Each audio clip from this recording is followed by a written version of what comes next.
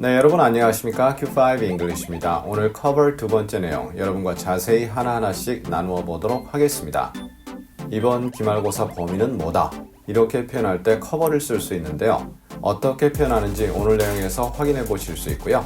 애청, 구독, 좋아요, 알림 설정 꼭 부탁드립니다. The midterm will cover 3 chapters.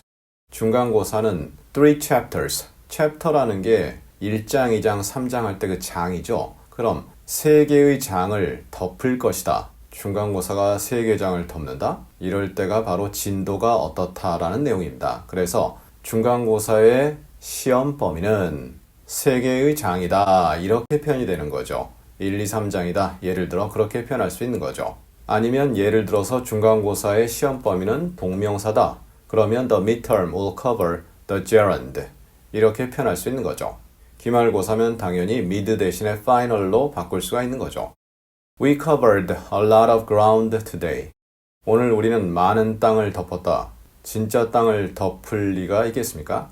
많은 부분의 진척을 이루었다. 혹은 학교 같으면 진도를 많이 나갔다. 이렇게 될 수 있는데요. 커버라는 것의 의미는 어느 거리를 가다 이런 느낌을 전달하거든요. 따라서 여기다가 예를 들어 We covered 30 miles. 30마일을 갔다. 이렇게도 표현이 가능한 거죠.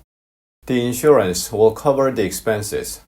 expense가 경비라는 뜻이잖아요. 그런데 경비가 보통은 단수로 쓰이기보다는 복수로 쓰입니다. expenses 이렇게 가고요. 그럼 그 보험은 그 경비를 덮을 것이다. 충당할 것이다. 그 보험으로 경비가 충당될 것이다. 이러한 내용인데요. 예를 들어서 the insurance 대신에 그냥 the money 이렇게 써도 됩니다. 장례식장에서 부조금 모은 돈 있죠? 그런 것도 the money 이렇게 표현할 수 있죠. 그럼 그것이 will cover the funeral expenses 이렇게 표현할 수도 있습니다. 아니면 결혼식장에서 사람들이 낸 축의금 있죠? 그것으로 결혼 비용을 충당한다. 그러면 the wedding expenses 이렇게 표현할 수 있는 거죠. John can cover for me. John은 나를 위해 덮어줄 수 있다. 자네의 역할이 나를 덮어주는 건가요? 나를도 아니고 나를 위해서잖아요.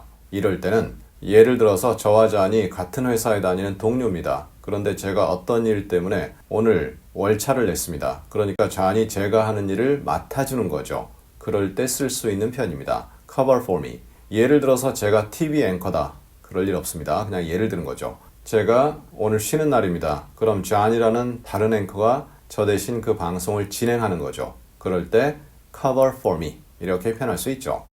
He could cover his online tracks well.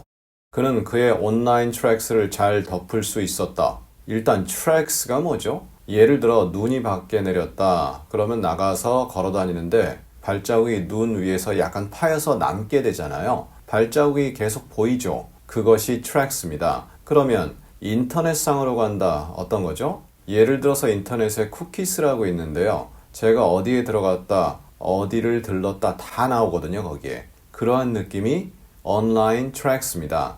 근데 그것을 덮을 수가 있었다는 말은 뭐죠? 그것을 어떻게든 가릴 수 있었다라는 내용이 전달됩니다. 그런데 잘 가렸다 이거죠. 저 녀석이 어디 들어갔지 하고 누가 와서 제 컴퓨터를 보더라도 모르는 거죠. 그럴 때 cover online tracks 이렇게 표현하고요. 만약 나라면 my online tracks 이렇게 표현하는 거죠.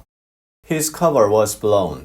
그의 덮개가 폭파되었다. 이거 이상한 생각하시면 안 됩니다. 혹시 머리에 가발 쓰신 분 그 가발이 폭파됐다. 이렇게 생각하시면 정말 곤란하고요. 예를 들어서 제가 경찰입니다.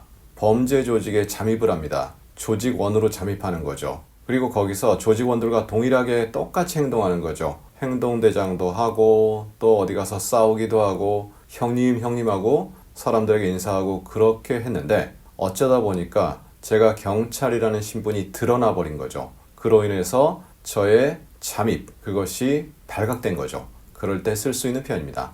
My cover was blown. 여기선 his로 했지만요. 소유격은 상관없겠죠. 좌우간 나의 신분, 정체가 드러나게 되었다. 그렇게 이해하셔도 되고요. 이럴 때 cover는 당연히 명사입니다. 그런데 다음 문장에서 cover 대신에 coveragera는 명사를 썼는데요. 그러면 느낌이 달라집니다. It didn't get any press coverage. 어떠한 언론의 coverage도 얻지 못했다. 이럴 때 coverage는 cover라는 동사의 명사입니다. cover라는 동사에 취재하다, 보도하다 이런 내용이 있거든요. 그러니까 coverage라는 것은 press라는 언론 혹은 매체라는 단어와 합쳐져서 press coverage 하면 언론의 보도다 이렇게 됩니다. 그러니까 그것은 언론 보도를 전혀 받지 못했다. 사실 우리가 보는 뉴스에서 그 뉴스 방송사가 택하는 뉴스를 보게 되는 거죠. 삶의 다른 여러 소식들도 있을 거예요. 그런데 어떤 가치 판단은 하지 않겠지만 그 방송사의 입맛에 맞게끔 우리가 조정이 되는 거죠, 사실은. 그러한 느낌이 있습니다. 자, 이렇게 해서 오늘 커버 두 번째 내용을 자세히 다루어 보았습니다. 그렇게 어렵진 않습니다. 또 문장도 길지 않습니다. 짧게 진행됐는데요. 이러한 내용 말로 만들기 어렵습니다. 반복 다시 한번 꼭 강조드립니다. 그럼 우리 다음 시간엔 배신자라는 단어를 알아보겠습니다. traitor, betrayer.